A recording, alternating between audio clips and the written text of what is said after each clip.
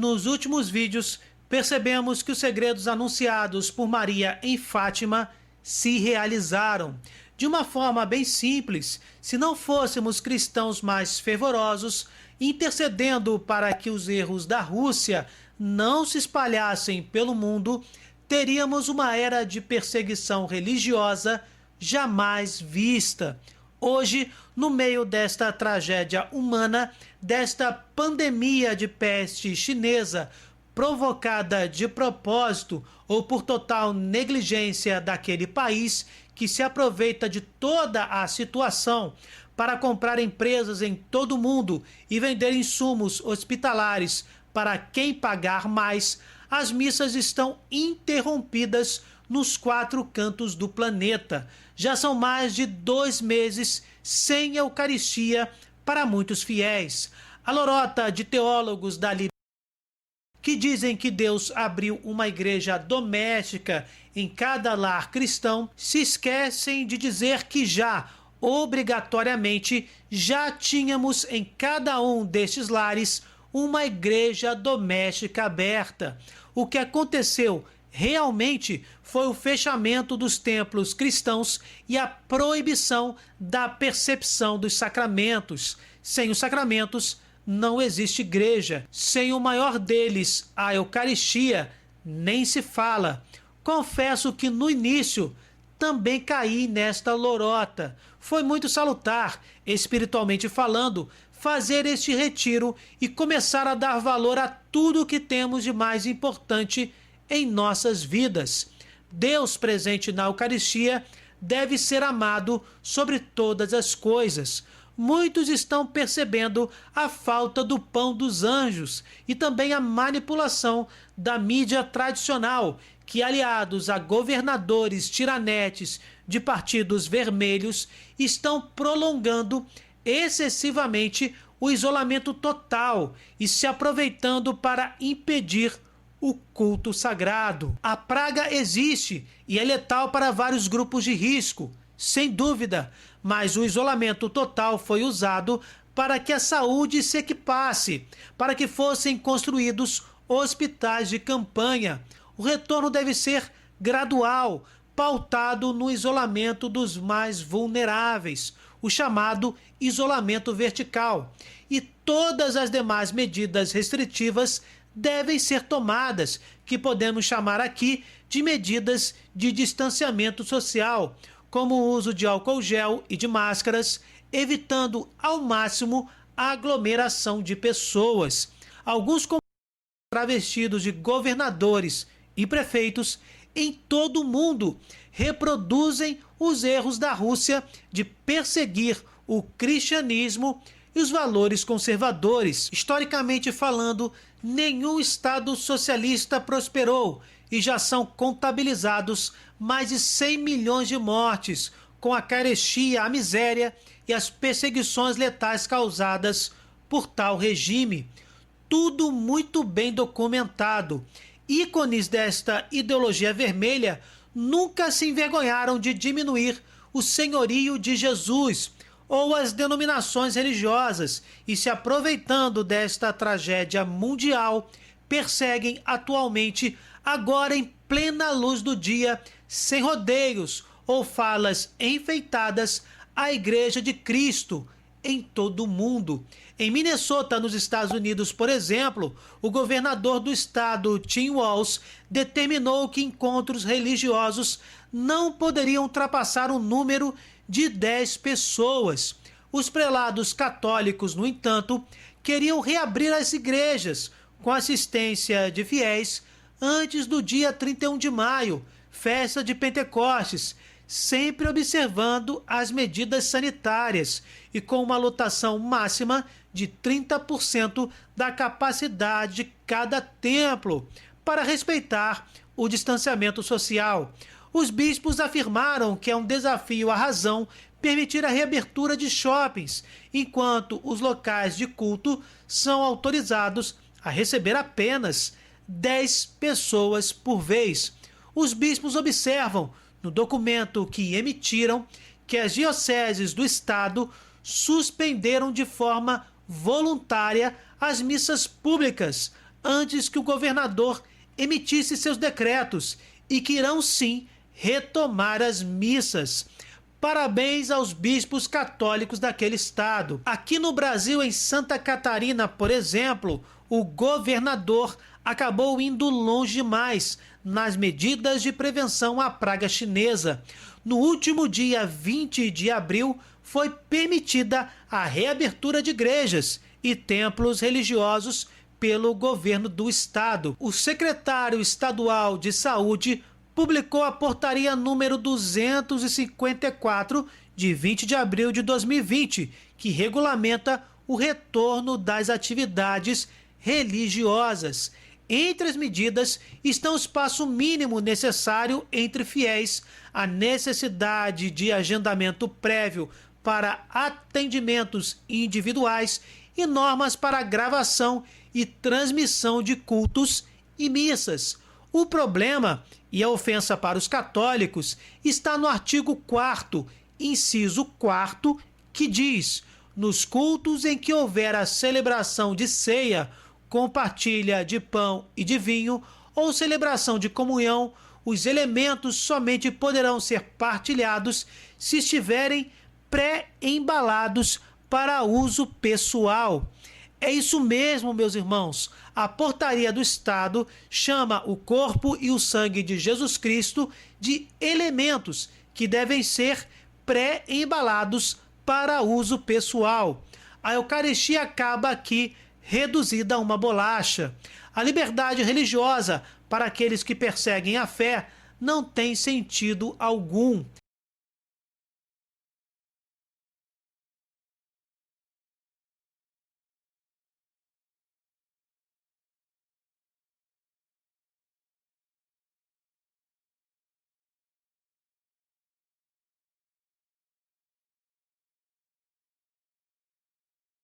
Na Itália, Dom Leonardo Ricotta, pároco em Palermo, em entrevista, denunciou mais um abuso.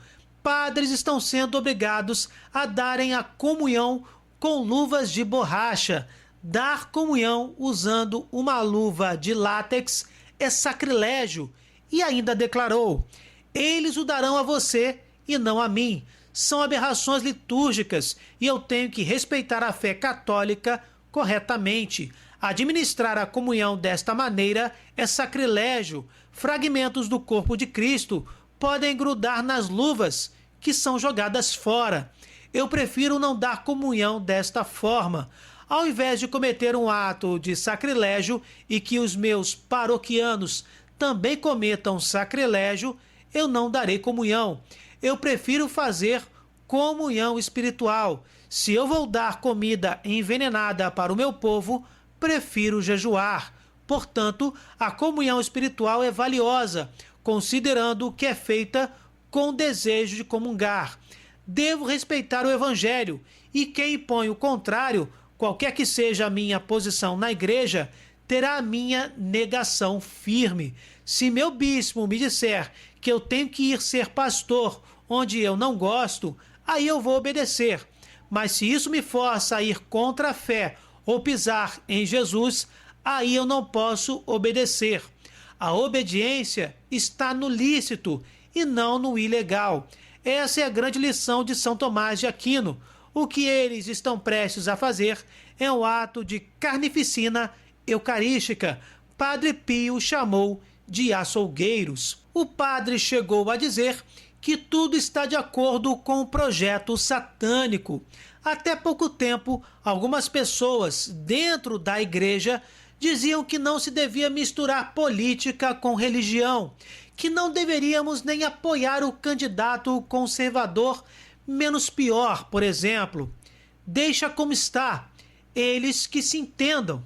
Acontece que o Catecismo da Igreja Católica nos diz que devemos ser conscientes de nosso papel na sociedade e a política é um dos seus aspectos mais importantes.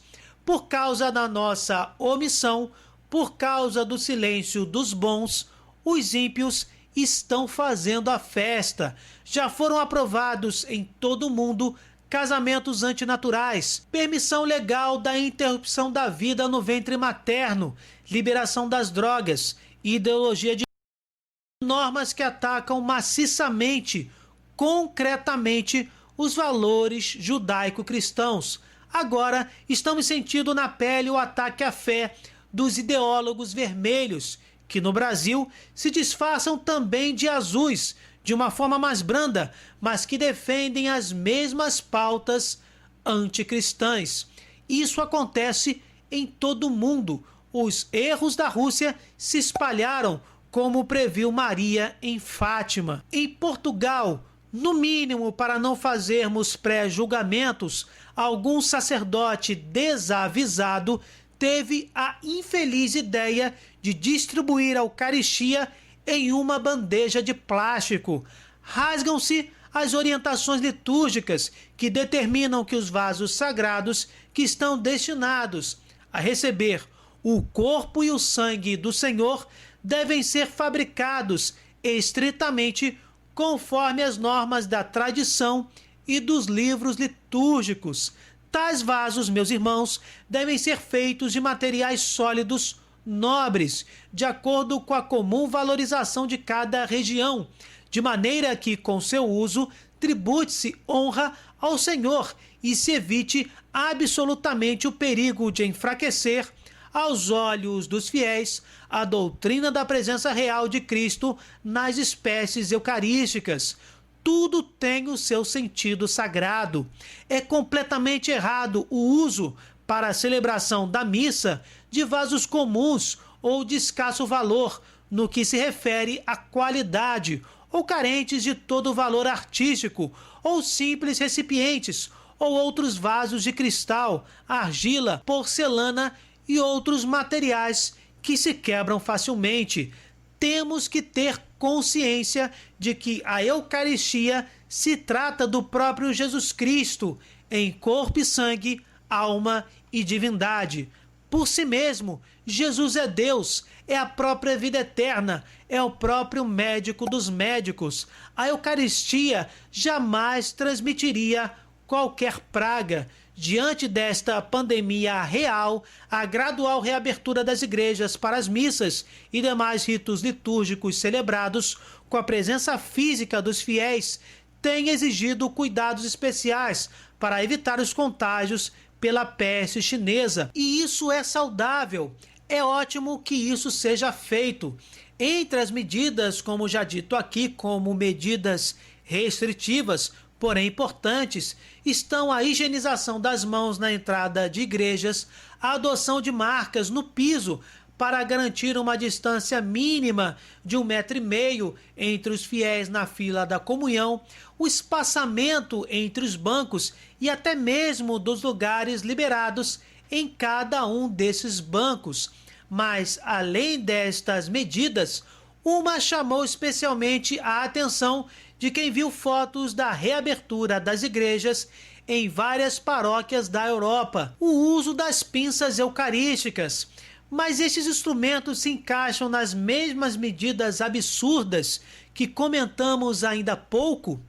Na verdade, essas pinças são uma resposta litúrgica aos desmandos destes homens que desrespeitam a fé do próximo. Tais objetos não estão no rol destes excessos que acabamos de tomar conhecimento. Não fazem parte de nenhuma modernidade recém-inventada. Elas fazem parte da liturgia há séculos e mantêm o zelo e o amor à Sagrada Eucaristia. Servir Jesus sacramentado em uma bandeja de plástico ou embalar as espécies são formas completamente desrespeitosas e sacrílegas. As pinças eucarísticas, por um outro lado, são pinças especiais com as quais o sacerdote entrega a hóstia consagrada ao fiel na hora da comunhão, sem tocá-las com a mão. Elevar a hóstia e dizer o corpo de Cristo são atos que continuam presentes e reforçam o zelo pela Sagrada Eucaristia. Para muitos fiéis, O uso desse recurso pareceu uma triste novidade, surgida agora, e só aparentemente se liga às atitudes horrendas com o sacramento maior, que noticiamos ainda há pouco. As pinças eucarísticas fazem parte da liturgia católica há muito tempo e visam preservar a reverência ao corpo de Cristo em circunstâncias de emergência sanitária. São instrumentos utilizados historicamente em períodos de pestes e epidemias para ajudar a distribuir a Sagrada Comunhão com segurança e dignidade, evitando, por exemplo, que a Eucaristia seja distribuída dentro de pequenos sacos plásticos individuais, como chegou a ser sugerido, como vimos, pelo governo do estado de Santa Catarina, aqui no Brasil. Vale dizer que autoridades do governo italiano também sugeriram embalar Jesus sacramentado. Ainda bem vale informar que os bispos italianos e os bispos brasileiros descartaram enfaticamente esta hipótese. Graças a Deus. Como já foi dito, essas pinças fazem parte da liturgia católica há séculos. Há registros do uso destas pinças, por exemplo, no século XIV, na corte papal de Avignon. Ao longo dos séculos, elas receberam diversas denominações que caíram em desuso, como fórceps e tenáculos. Um tenáculo de argento, prata, é mencionado no inventário do período de 1315 e 1316 do Papa Clemente V. O uso de tenáculos de ouro para a Santa Eucaristia é também documentado no livro de cerimônias da Santa Igreja Romana, da segunda metade do século XIV.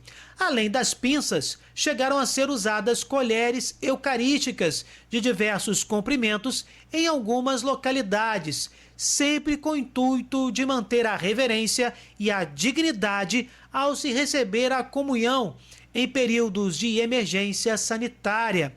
Faz-se necessário que os discípulos de Cristo se apresentem e defendam o sacramento dos sacramentos. A Eucaristia é essencial para a vida da Igreja Católica. Vejam o que diz o Catecismo, resumo da sã doutrina da salvação. A Santa Eucaristia conclui a iniciação cristã. Os que foram elevados à dignidade do sacerdócio régio pelo batismo e configurados mais profundamente a Cristo pela confirmação, estes, por meio da Eucaristia, participam com toda a comunidade do próprio sacrifício do Senhor. Na última ceia, na noite em que foi entregue, nosso Salvador instituiu o sacrifício eucarístico de seu corpo e sangue. Por ele, perpetua pelos séculos, até que volte, o sacrifício da cruz, confiando destarte à Igreja, sua dileta esposa, um memorial de sua morte e ressurreição. Sacramento da piedade, sinal da unidade, vínculo da caridade, banquete pascal em que Cristo é recebido como alimento. O Espírito é cumulado de graça e nos é dado o penhor da glória futura. A Eucaristia é fonte e ápice de toda a vida cristã.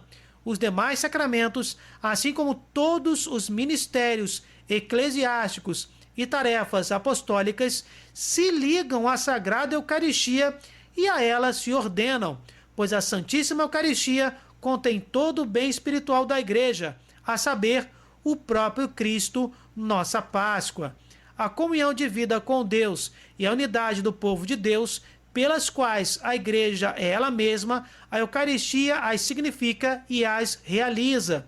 Nela está o clímax, tanto da ação pela qual em Cristo Deus santifica o mundo, como do culto que no Espírito Santo os homens prestam a Cristo e por ele ao Pai. Finalmente, pela celebração eucarística, nos unimos à liturgia do céu e antecipamos a vida eterna, quando Deus será tudo em todos. Em sua palavra, a Eucaristia é o resumo e a suma de nossa fé. Nossa maneira de pensar concorda com a Eucaristia e a Eucaristia, por sua vez, confirma nossa maneira de pensar. Não permitamos que humilhem nosso Senhor.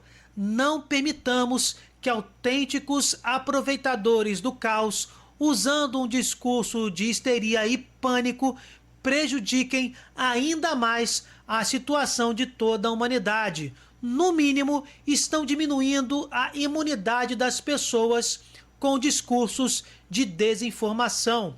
Além do mínimo, provocando doenças neurológicas e agravando demais enfermidades ainda mais graves. E no máximo, permitindo que tiranetes vermelhos se aproveitem da real pandemia para arrancar as liberdades individuais das pessoas e atacar a Igreja de Nosso Senhor, perseguindo a legítima fé cristã.